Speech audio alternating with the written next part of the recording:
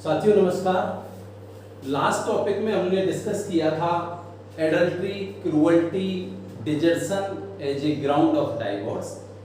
कुछ other grounds of divorce भी हैं, जैसे कन्वर्जन, धर्म परिवर्तन, रिनाउंस द वर्ल्ड, संसार से संन्यास, एंड मिसिंग फॉर 7 ईयर, 7 वर्ष से लापता। देखिए, कन्वर्जन, विवाह के दोनों पक्षकारों में से यदि कोई एक पक्षकार cease to be Hindu, Hindu नहीं रह जाता है और किसी अन्य धर्म में परिवर्तित हो जाता है, धर्म को बदल लेता है, जैसे दोनों पार्टी में से कोई हिंदू है और वो क्रिश्चियन हो जाता है, मुस्लिम हो जाता है, पारसी हो जाता है, यहूदी हो जाता है, तो इस ग्राउंड पर ऐसा पक्षकार, ऐसी पार्टी जिसने अपना धर्म नहीं बदला है, वो इस ग्राउंड पर कोर्ट में डाइवोर्स की पिटीशन फाइल कर सकता है। सेकंड है रिनाउंस द वर्ल्ड। विवाह के दोनों पक्षकारों में से जब कोई एक पार्टी संसार से संन्यास ले लेती है, संसार से संन्यास, प्रव्रज्ञा ग्रहण कर लेता है, कोई भी एक पक्षकार साधु सन्यासी हो जाता है, लेकिन इसका मतलब यह नहीं है कि कोई व्यक्ति भगवा वस्त्र धारण कर लेता है, पीले वस्त्र पहन लेता है तो उसे सन्यासी मान लिया जाएगा। कोई व्यक्ति पीले वस्त्र पहन करके पूजा अर्चना या पुजारी या जो शनि महाराज ऐसा वेश धारण करके, तो उन लोगों को हम सन्यासी नहीं मानते। दरअसल सन्यासी जब कोई व्यक्ति होता है तो इस संसार से उसकी सिविल डेथ हो जाती है, वो एक तरीके से मरा हुआ समझ लिया जाता है। उसका इस संसार से किसी भी प्रकार का कोई संबंध नहीं रहता, पूरा संसार उसका होता है और वह किसी का नहीं होता।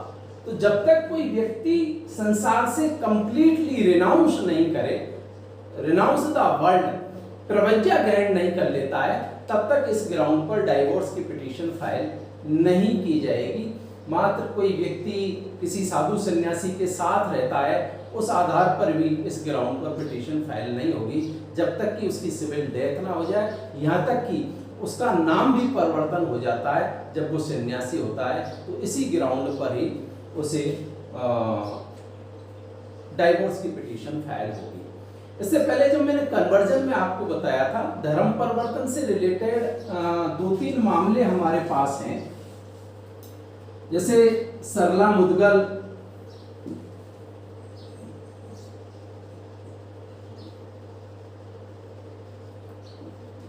And lily Thomas. ये 2 केस हैं। इन दोनों केसेस में धर्म परिवर्तन के बारे में ये बताया गया कि यदि कोई व्यक्ति केवल दूसरी मैरिज करने के पर्पज से धर्म परिवर्तन करता है और उस धर्म में, उस रिलीजन में उसकी कोई आस्था नहीं है, तो ऐसा धर्म परिवर्तन वैध नहीं माना जाएगा और उस व्यक्ति को बाइगेमस मैरिज के लिए पनिश किया जाएगा। ऐसे सैकड़ों केस हैं। एक तो हरियाणा में एक पॉलिटिकल पार्टी से रिलेटेड पर्सन थे, उन्होंने एक लड़की से जो मुस्लिम थी उससे मैरिज कर ली थी, कोर्ट ने उसे भी वैलिड नहीं माना, क्योंकि जब तक पहली मैरिज से डाइवोर्स नहीं हो जाएगा, दूसरा धर्म परिवर्तन करके हम उसमें मैरिज नहीं कर सकते। ये दोनों केस भी उसी से रिलेटेड है। नेक्स्ट ग्राउंड है मिसिंग फॉर 7 ईयर। यदि दोनों पक्ष में से, हस्बैंड या वाइफ दोनों में से कोई एक 7 वर्ष से लापता है, उसके बारे में उन लोगों ने कुछ नहीं सुना है जो उसके बारे में जानते हैं, तो ऐसी स्थिति में प्रिजम्पशन ऑफ डेथ यानी कि मृत्यु की अवधारणा कर ली जाती है और इस ग्राउंड पर एग्रीड पार्टी को डाइवोर्स दे दिया जाता है। नेक्स्ट ग्राउंड है insanity, unsoundness of the mind.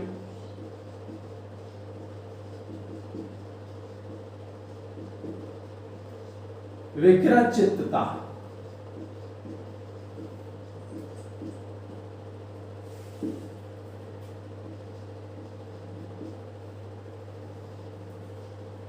देखिए विकृत चित्तता सेक्शन 12 में वॉइडेबल मैरिज का भी ग्राउंड है, इंसेनिटी, लेकिन वो insanity at the time of the marriage होनी चाहिए, तो वो सेक्शन 12 का ग्राउंड बनेगा।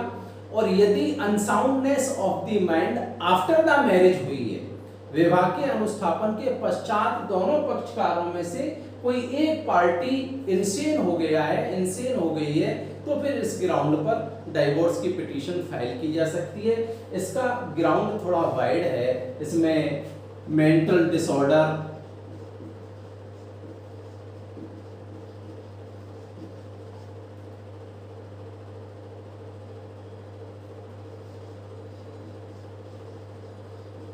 Psychopathic disorder,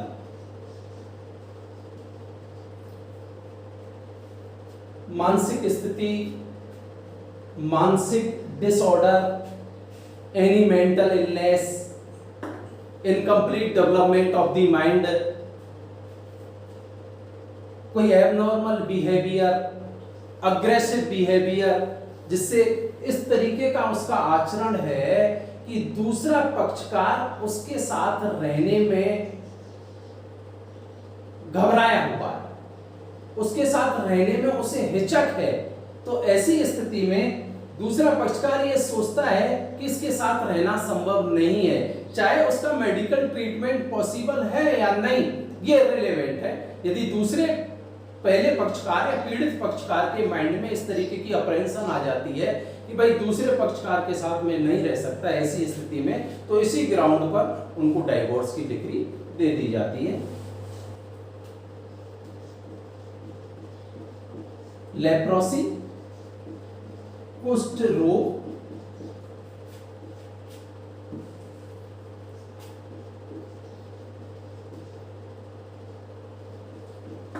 the personal law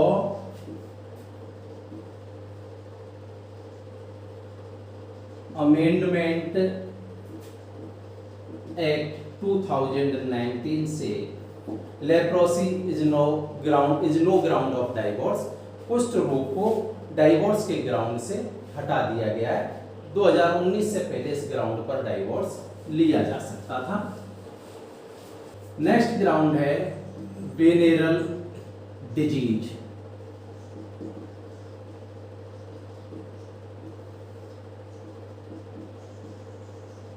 रतिज रोग। देखिए, रतिज रोग ऐसे रोग जो कम्युनिकेबल फॉर्म में हो, यानी कि संचारी रूप से जनित रतिज रोग कम्युनिकेबल फॉर्म में, जैसे हस्बैंड वाइफ है, ए को ऐसी कोई वेनेरल डिजीज है जो बी को हो सकती है, बी को ऐसी कोई वेनेरल डिजीज है जो ए को हो सकती है, यानी कि कम्युनिकेबल फॉर्म में, तो उस ग्राउंड पर भी डाइवोर्स की पिटीशन फाइल की जा सकती है। जैसे इसका बेस्ट एग्जांपल है HIV पॉजिटिव। एक केस भी है इससे related, mister x versus hospital by. इसमें यही डिसाइड किया गया कि यदि एक पार्टी को HIV पॉजिटिव है तो दूसरी पार्टी इस ग्राउंड पर डाइवोर्स ले सकती है। तो सेक्शन 13(1) में धारा 13 की उपधारा 1 में हमने 8 ग्राउंड्स को डिस्कस किया।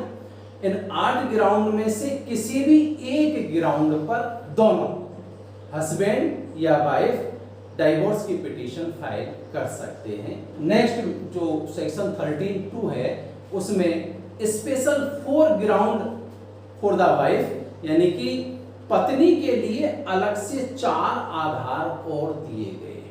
तो यदि कुल मिलाकर के हम ये बात करें कि भाई पति के पास विवाह विच्छेद के लिए, डाइवोर्स के लिए केवल 8 ग्राउंड हैं, जबकि वाइफ के लिए 8+4 जो 13(2) में मेंशन है, उस तरीके से वाइफ के पास 12 ग्राउंड हैं, जिनमें से किसी भी आधार पर वो अपने हस्बैंड से डाइवोर्स ले सकती है, डाइवोर्स की पिटीशन फाइल कर सकती है। सेक्शन 13(2)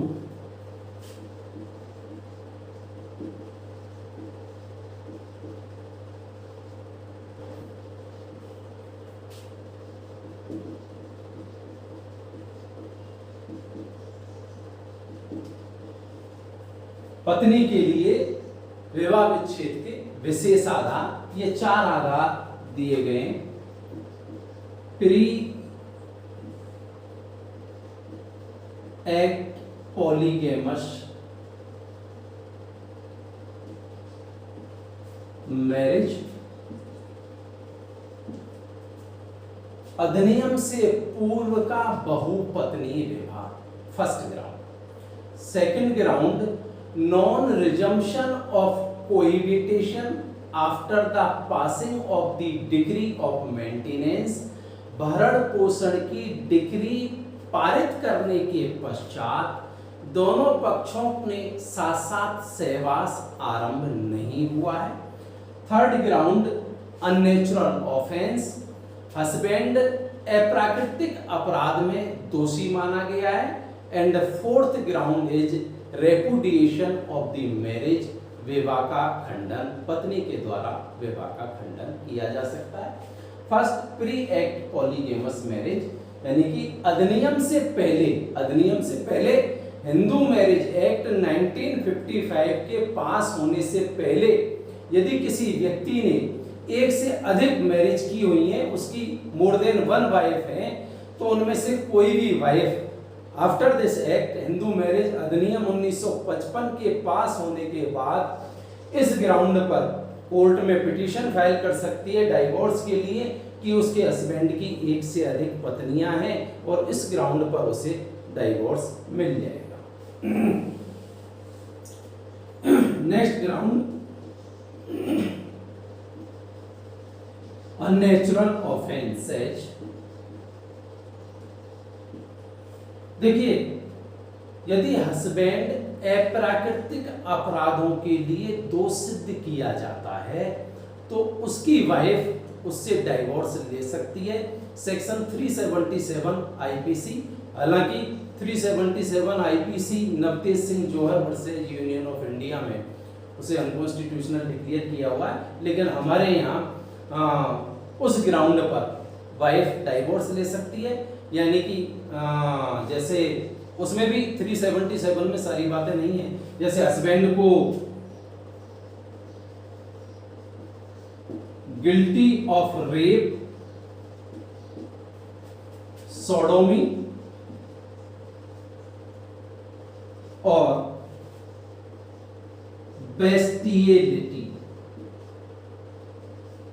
यदि हस्बैंड को बलात्संग के लिए दोष सिद्ध किया गया है, गुदामैथुन के लिए दोष सिद्ध किया गया है, पशुगमन के लिए दोष सिद्ध किया गया है, तो उसकी पत्नी, उसकी वाइफ इस ग्राउंड पर डाइवोर्स की पिटीशन फाइल कर सकती है। Next ground, non resumption of the cohabitation after the passing of the decree of the maintenance. देखिए, section 18 Hindu adoption and maintenance act 1956, maintenance act 1956 and section 125 CrPC,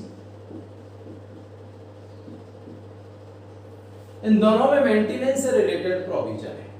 तो जब wife के favour में section 18 Hindu adoption and maintenance act 1956 में कोई degree पास कर दी गई है और ऐसी डिग्री पास करने के एक वर्ष या उसके पश्चात उन दोनों के बीच में सहवास का आरंभ नहीं हुआ है, सेक्शन 125 सीआरपीसी में वाइफ के फेवर में कोई मेंटेनेंस की डिग्री पास कर दी गई है और ऐसी डिग्री पास करने के एक वर्ष या उसके अधिक समय में उनके बीच में सहवास का आरंभ नहीं हुआ है, तो वाइफ इस ग्राउंड पर सेक्शन 13(2) में डाइवोर्स की पिटीशन फाइल करके अपने हस्बैंड से डाइवोर्स ले सकती है। And last ground, option of the purity, repudiation of the marriage।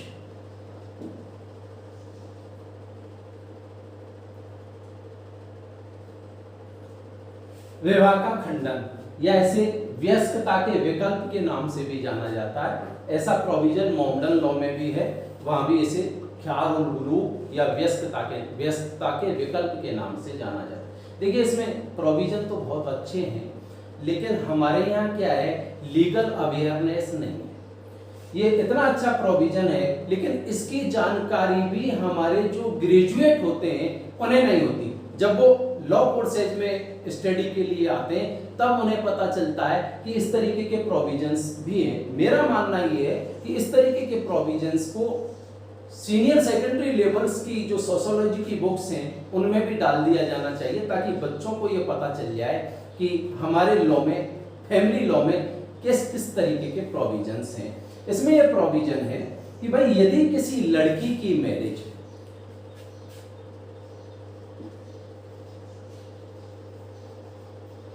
15 साल की आयु प्राप्त करने से पहले हो जाती है, before the attaining the age of 15 year, 15 साल की आयु प्राप्त करने से पहले हो जाती है। और जब वो 15 साल की होती है परंतु 18 साल से